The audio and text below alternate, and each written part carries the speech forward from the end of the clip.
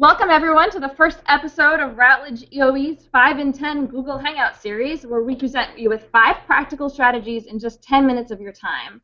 This first episode is about getting started with Genius Hour, and I'm so pleased to have with me Galit Zvi and Denise Krebs, authors of the Genius Hour Guidebook.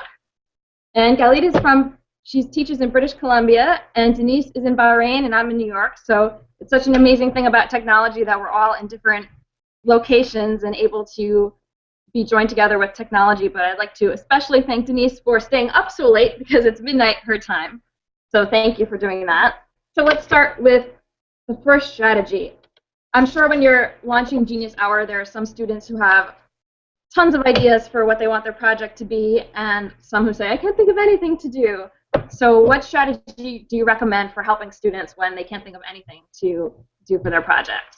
Yeah, and I had that problem the first round of Genius Hour that I did, and so that's why I think it's really important to spend time introducing Genius Hour properly and not just jumping right in, but taking the time to spend a few weeks getting the kids excited about it and leading up to it. So watch videos, read the picture books we recommend on the companion sites and in the book, and brainstorm with the kids as you go. So Lauren, you showed everybody the top 10 worksheet in the trailer earlier. That one's a really great one to do with the kids, or have them write their ideas on Post-it notes and create a wonder wall or something like that. But take the time to brainstorm ideas so that kids will have something to work with, and they can always borrow from someone else's idea if they can't think of their own. That's a really good point. You do have to kind of sell students on what you're doing and not just start the first day and expect them to buy in right away. So preparing them is a really great strategy. Okay, so what about once students have chosen a topic, how do you make sure it's open-ended enough so that they can't just Google it and be done in 5 minutes? How do you make sure it's something rigorous enough that they can really explore in depth? Okay, I'll start there. First, the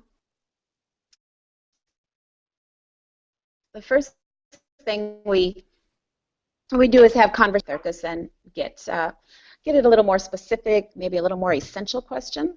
But there's another lesson you can do on Googleable versus non-Googleable questions. That's a good thing to do either after the first round of Genius Hour or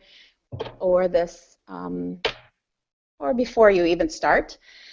Another thing though on that is that sometimes because I want to make independent and engaged learners. So if they're not, like if it's too flavored by my input, then it's going to be less theirs. So sometimes you give them a chance to be a little less rigorous, and maybe they will meet a dead end. If they're opposed to your comments and help, then you let them go, because failure has to remain an option. If they're not, if there isn't a chance that they could fail, then it's gonna lose out on the big idea of Genius Hour. Yeah, we really want the kids to learn that it's okay if they fail, but what are you going to do now? What are the next steps then to make sure that you're going in a new direction? Yeah, that's a really good point, because maybe their topic won't be perfect right away, or it won't be something they can pursue. But they'll learn from that experience of having to go back to the drawing board. Yeah, it's great. So now for the third strategy, could you offer a strategy for providing support and scaffolding while also helping students work independently? Because I think that must be one of the tricky things about Genius Hour, that you're letting students loose in a way to do their own projects, but teachers sometimes are a little afraid about having no structure at all. So can you recommend a strategy for that? Yeah, Denise and I both really believe in doing like one-on-one conferences throughout, and it's impossible to get to every kid at every Genius Hour, but if you try to make it a priority to check in with maybe half the class one week and then the other half the next week, and just do some quick check-ins with the kids, that should really help kind of guide them a little bit if they're getting stuck. Sometimes some students definitely need more. Like I think of in the classroom as well as in Genius Hour, he was very unfocused, never finished, never followed through, and so he needed like 6 check-ins maybe in the time that another person would need 1. So So for instance, I'm thinking of this one boy who did something with Minecraft, and he would just play with Minecraft, and then the next week, "Oh, what are you doing with Minecraft?" "Oh, just, every week something different." And then, so I got him cornered and said, "Now what are you going to do?" And so he ended up doing something quite impressive. He had this German government building that he liked. He had studied in history, and he like measured the proportions on Minecraft and tried to remake it on Minecraft. So it ended up being fairly good, but he needed a lot of push, a lot of challenge to keep going and to follow through. Yeah, those conferences are helpful. Yeah, and really being tuned into which students need a little bit more support and which prefer to work more independently. Because I'm sure that does vary a lot based on students and their working styles. So that's really helpful. I note on that. Like sometimes it's the kids you wouldn't expect. Like the kids who do really well in math and science are the ones that actually might need a little bit more help in Genius Hour, and the ones who generally are pretty independent in those other subjects. Yeah, they're the ones that struggle here, or sometimes the ones that struggle there are the ones that just flourish in Genius Hour. So it'll surprise you sometimes who it is. Yeah, that's neat. Okay, so for the fourth one, how do you manage the classroom when students are working on different things at the same time? Because I'm sure some teachers worry about classroom management with this sort of thing. Some teachers do lecture because they just feel so much safer that way, that they have control of the classroom. And doing Genius Hour is so worth it for students, but does require a leap of faith that you'll figure it out and that the chaos in your classroom is good chaos. But what strategy can you recommend for making sure that you have somewhat of management in your classroom while students are working on their own? Okay, I'll start there. So one of the things Galit mentioned too about preparing for Genius Hour, like you give them a lot of time to prepare. And I would say the same thing. We want to make sure that your classroom is prepared, that you have built a place where it's safe and a learning community where everybody knows the expectations, and so then it takes care of itself once you get going. I think that there's very little behavior issues, classroom management that way. They come in, they want to learn, and you give them choices, and they're choosing what they do. And if they don't want to do that, they could do something different. So they really are very engaged and not a lot of behavior problems.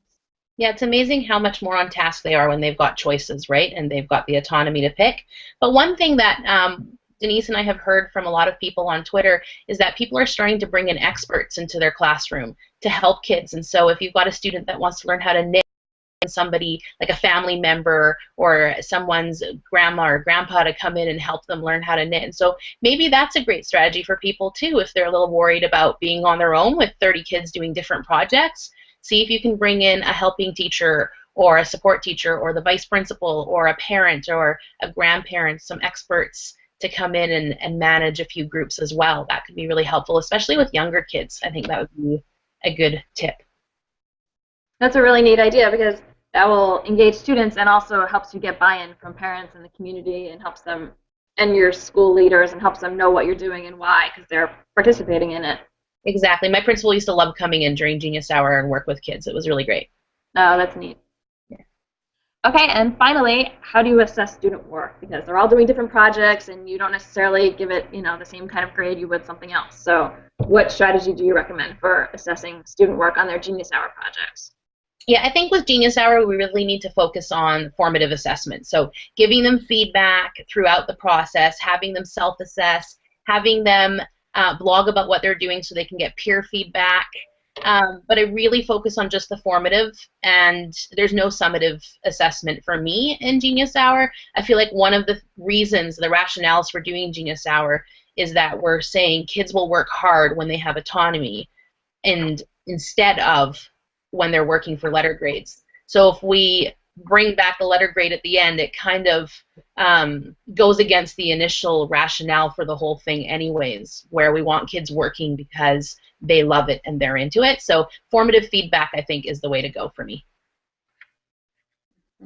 And while you were talking, it made me think of the self-assessment questions in the book.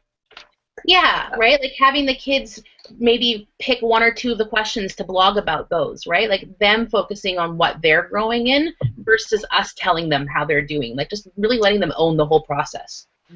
Yeah, and that's teaching them that the process is what's important too, not just, you're not working for your teacher or for this end grade, you're working for your own learning. Mm-hmm. And at the same, can I add a little bit to that one? Mm-hmm. When we're assessing, like when you're doing like this, so if you use the Common Core, for instance, we have like skills being demonstrated all throughout Genius Hour. So you can be checking off for a standard-based report card or some kind of checklist, like all the things that students are showing you that they can do, research and evaluating sources and doing presentation skills. So you're not giving them a grade, but you're certainly giving them credit for meeting those standards that your school demands. Mm-hmm.